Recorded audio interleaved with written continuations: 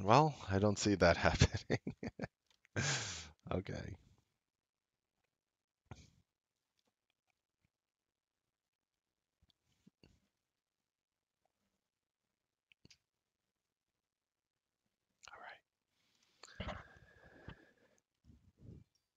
Ladies and gentlemen, Netflix is reporting tomorrow evening what you need to know. Prepare today. We're going to do a little bit of a bank recap, our precise daily stock levels, our game plan in Forex, as well as our full stock analysis. I am Mark Melnick, and this is the Newsbeat Show.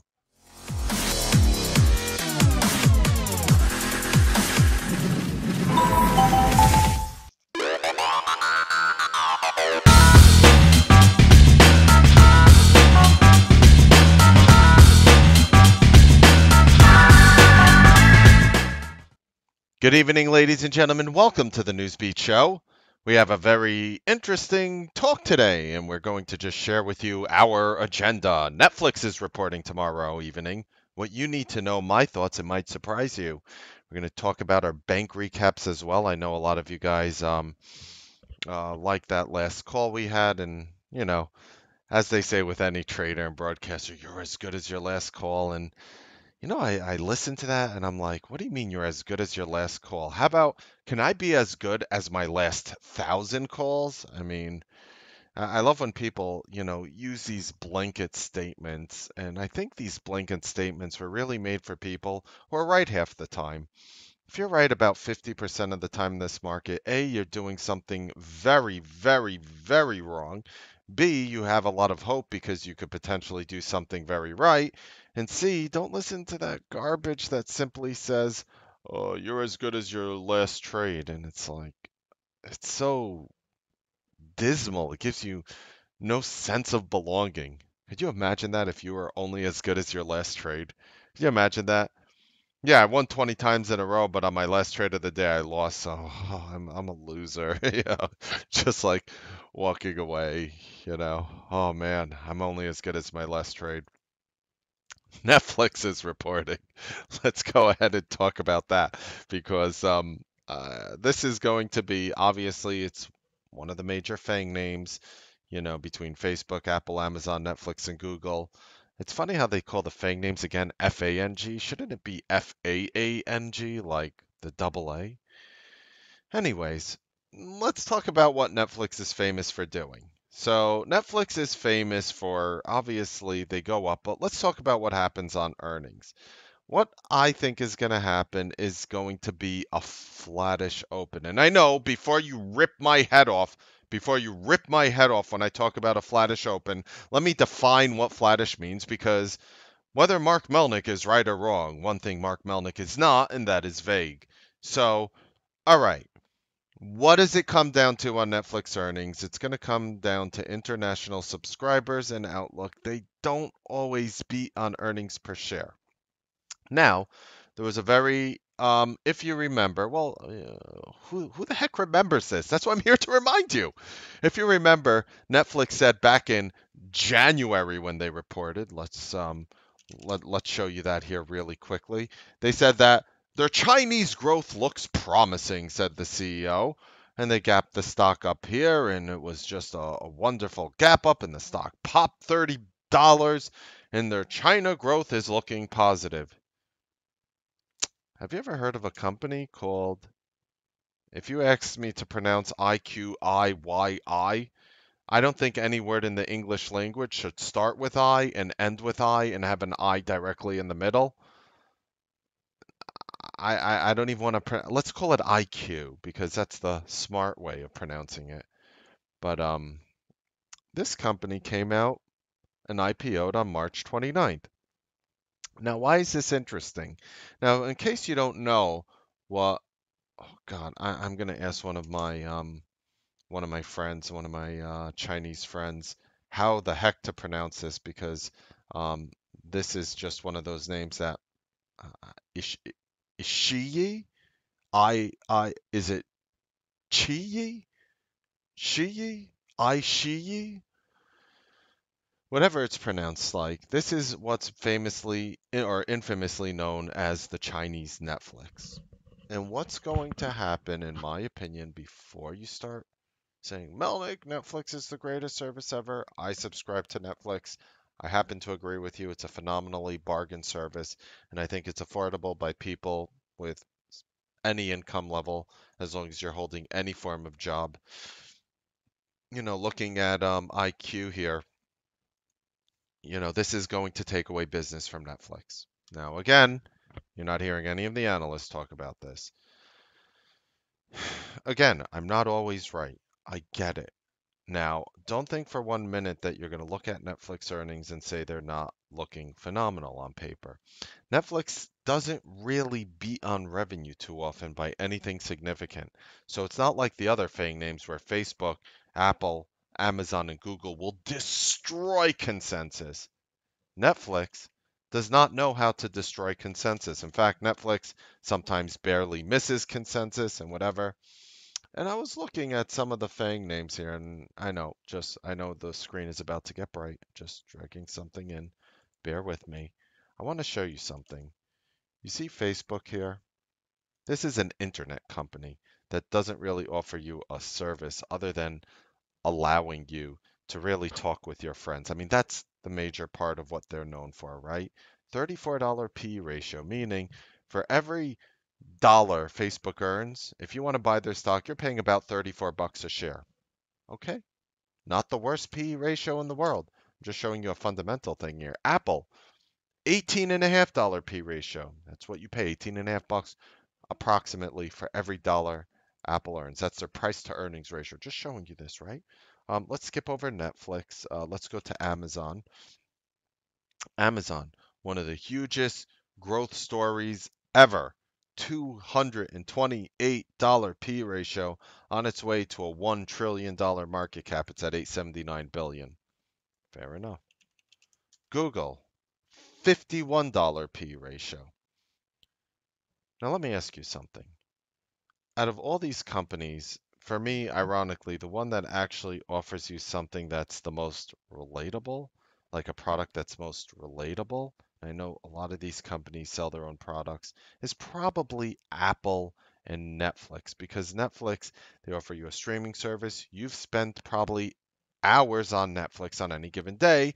You probably haven't spent hours um, on Amazon? Probably. I'm not, maybe you're one of those people. You probably haven't spent hours on Google. The whole point of Google is to get through the site fast. All right, google.com, I'm searching, red hair dye for my dog. Whatever you're searching, whatever crazy thing you're searching for, I don't want to know about it, but that's what you're doing. Let's go into Netflix. What would you guess that Netflix P ratio is out of all the companies? What would you guess right now? Don't look it up. I'm going to show you. Come on. This is a game. And I will put out $265 P ratio.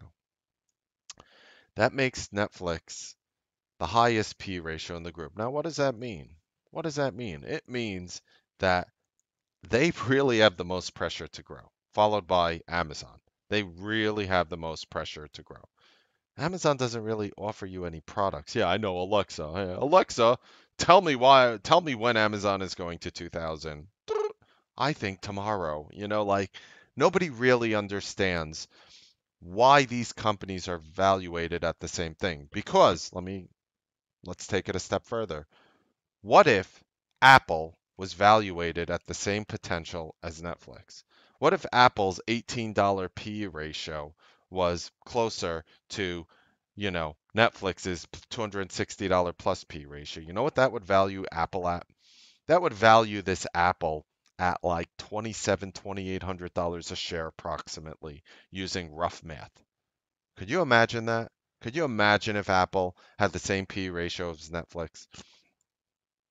So again, I love the service. I think they're growing. I think there's a new competitor in town that's competing with 1.3 billion people. I believe that's the number of people of China.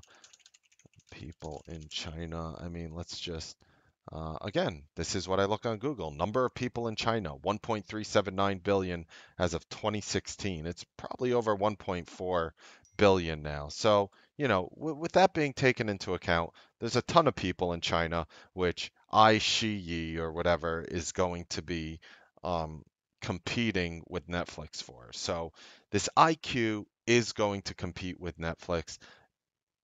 I stop and I think for a second, why wouldn't you just want to own an IQ instead of Netflix? What do you think of IQ's growth potential as a new company? It's valuated at 24.2 billion. That is dwarfed, completely dwarfed by the $172 billion that Netflix is worth. But we're not talking about IQ earnings. I'm just saying that there's a new competitor in town. Now, you want to know who's not competing with Amazon? Target, Walmart, all the supposed competitors. Give me a break. Nobody's competing with Amazon. You know who's competing with Apple? Nobody. Oh, but Mark, one of Apple's segments, their music segment, is being competed with by Spotify. Give me a break. Convince somebody who owns an iPhone right now. Convince somebody who owns an iPhone right now that they should get another phone, and convince somebody with another phone that they should get an iPhone. How many more iPhone subscribers do you think there'll be after that conversation? Okay? Nobody is competing with Apple. That's the truth. And by competing, I'm talking serious competition. Nobody is competing with Amazon. That is the truth. Nobody is competing with Facebook. But Mark, there are other social media sites out there. There's a pizzeria down the block. They're not competing with Domino's or Pizza Hut. Okay? Facebook has no competition. Amazon has no competition. Google has no competition. How many of you guys have been on Bing recently? How many of you guys are Bingers? Now, I know you're just sitting there huddled in your corner like, I used Bing. I accidentally clicked it on an ad once and I left the site and then proceeded right to Google. Want to know who does have competition? Now, you might look and you might stop and you might say, oh, well, what kind of competition does this company have? And I'll tell you, like, what is the name of that service? Is it HUYA? Is it HUYA? Is this a service or is that the Chinese company? What? Oh, God, I can't remember the name. It's on my TV now. There are other companies competing with Netflix here in America. And yes, there are Roku. Was it Roku? I don't think it's Roku. They always run ads and they have some exclusivity. Hulu. It's Hulu, not Huya. It's Hulu, which I can't even type in now. So yes, Netflix does have competition. You want to know what competes when I want to go to Facebook and stream this video? No one. You want to know who competes with me when I'm going to show you information on Google? Nobody. You want to know who competes with me when I need to buy some garbage online from Amazon? No one. You want to know who competes with me when I go buy something from Netflix? Hulu competes with me, and IQYE. Can't they just name the company like Joe or John? So much easier. This company is competing with Netflix in China. And if you remember the CEO's words, um, I just want to, just want to repeat it word for word. And it's going to be hard to see because, it's going to be one of those really hard to see things because it's small print. But I'm gonna bring it to you, and I'm gonna quote the CEO word for word. I don't want to put words in his mouth. Who am I to put words in the CEO's mouth? Okay, who am I? So let's see what happened. Is it right over here? Netflix. Oh, here we go. Huh! Look, I found it. Netflix says their Asia market project projects well, in quotes. Projects well. Netflix says they're very pleased with the progress in Asia. Says seeing growth penetration similar to Latin America. Latin America doesn't have a really popular platform like IQ, which projects very well for the company.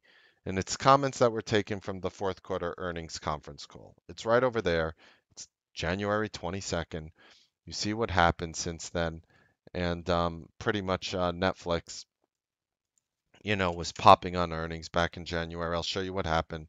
And then after I'm done showing you this, and you see they gapped up and fell in, what do I think is going to happen on Netflix?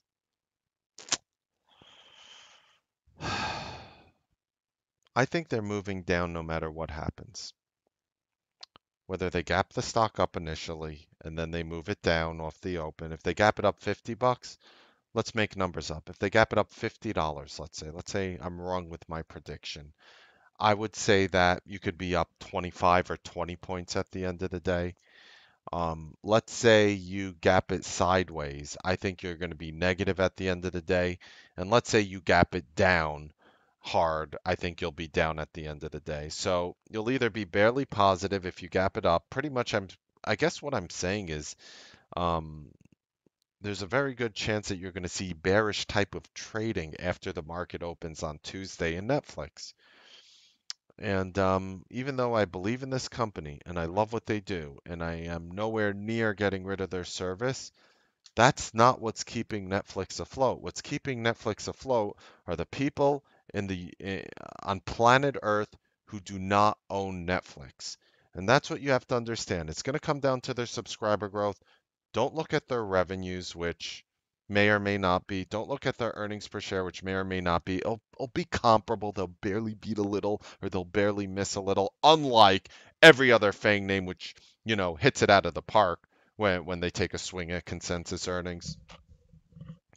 So, again, I've been very bullish on Netflix. We caught many bullish runs on Netflix. I get it. And now here I am talking about earnings as I don't want you to come and say that. I don't want you to think that I think Netflix is bearish. I don't think they're going to report numbers and it's going to be negative for the company. I'm just saying there's an extreme elevated chance that the stock doesn't do what it did the last two times.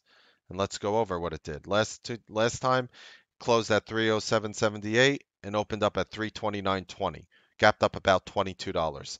Time before that, it closed at 227.58, opened up at 255. So pretty much gapped up approximately $28. I'm just saying, don't look for that. You might be disappointed. You might be disappointed. And while I do believe in Netflix long run, I think it's time to either open up flat. When I say flat, if you open up or down 10 points on Netflix on Monday, that's a flattish open because if you gap up 10 points and you're buying, for example, the option calls, you're going to lose a lot of money. If it gaps up 10 points, you're going to be down big because the expected move is obviously astronomical. Again, it is a company I believe in that I've been bullish almost every single time in the past. For the most part, I've been very, very bullish in Netflix. I just think it's time for this stock to just take a breath. Now, I get it.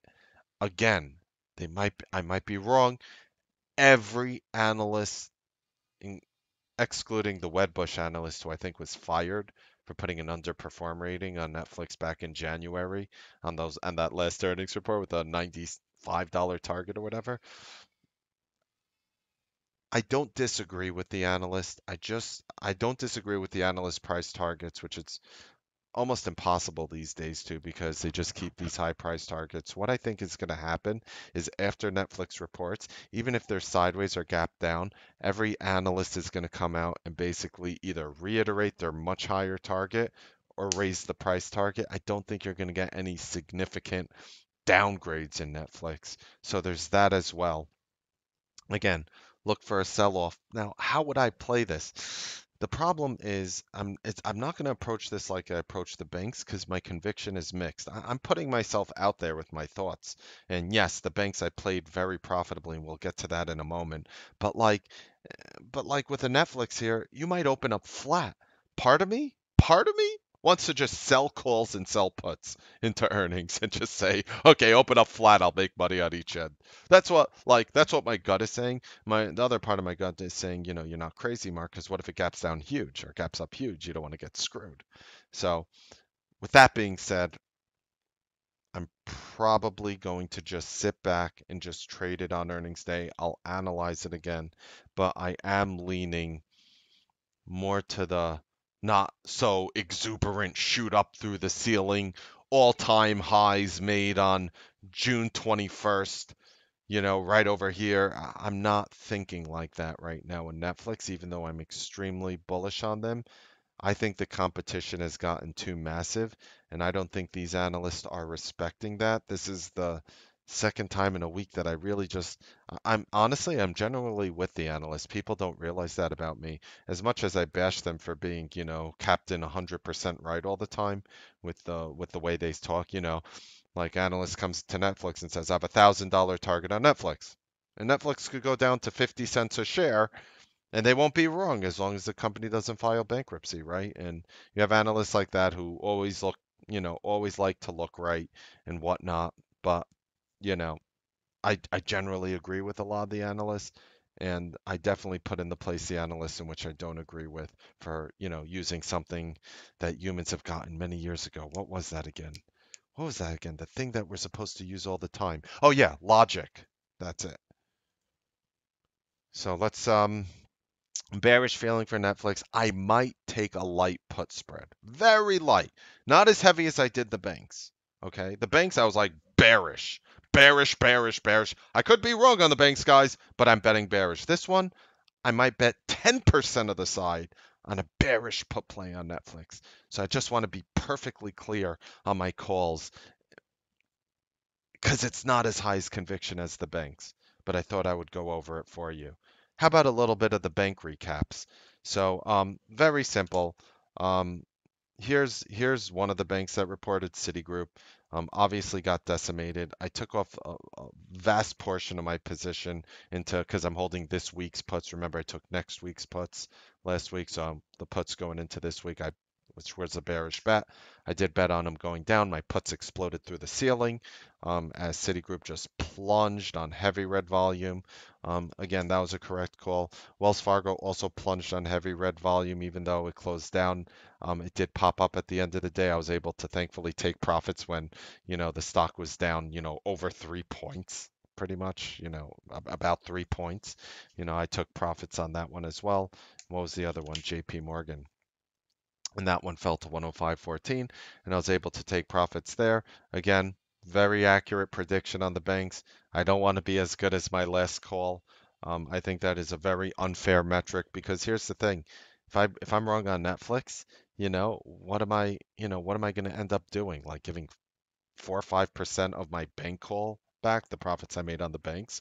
So for me, I look at this and I'm like, everything must be handled the same way. Anytime anybody tells you you should take the same share size on every single trade, that person just doesn't know, unfortunately, what they're talking about. And I will raise my hand and say that person was me about 9, 10 years 6, 7, 8 years ago, as well as 10 years, probably 6 to 10 years ago. That was me. I was the person that was saying, you know, every position size should be exactly the same. And the reason why I said that is because I did not know better. It didn't come from a place of negativity. But when it comes to the market, once you start learning where your conviction is, you'll start to learn really quickly where you should put your conviction inside the markets.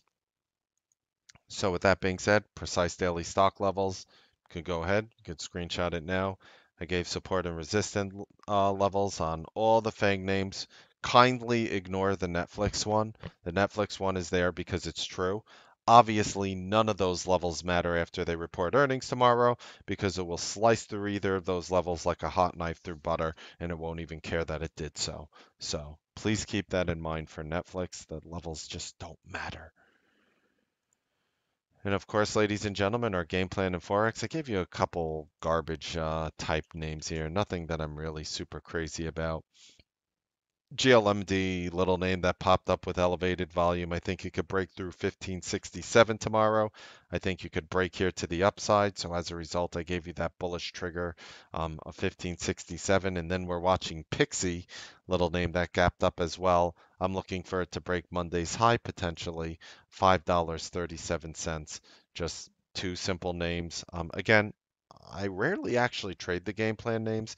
That's the funny thing. I have a morning game plan, which I trade religiously, and I probably make a trade in that almost every single day out of names off that list. This list is just, again, more for people who just want to watch something that could potentially move, don't have all time. all the time in the world to sit in front of their computers all day.